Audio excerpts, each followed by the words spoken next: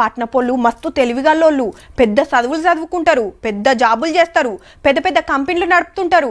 ఏ ముచ్చటైనా బగ్గ తెలిసి ఉంటుంది.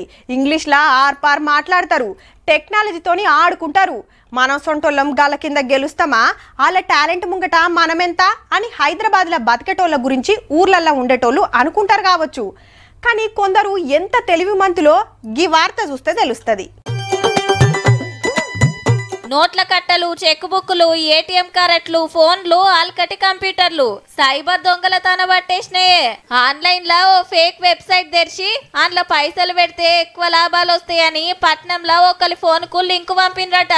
ఆశకు తెరిచి మనోడు పైసలు పెడితే మొదలు డబుల్ పైకం వాపస్ వచ్చినట్టు చూపించిండ్రు.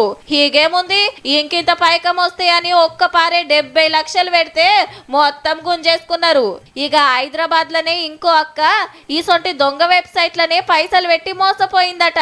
మొదట కొంత లాభాలు చూపించి తర్వాత చివరికి దాదాపు 3,16 లక్షలకు పైగా ఆ యంగ్ లేడీ నుంచి వాళ్ళ ఫాదర్ వాళ్ళు ఇచ్చిన ఆస్తిని ఆమె అమ్మేసి, దేవుడా, ఆస్తమ్మి 3 కోట్లు పెట్టిందంటే ఎంత ఉబ్బిచ్చిండ్రో.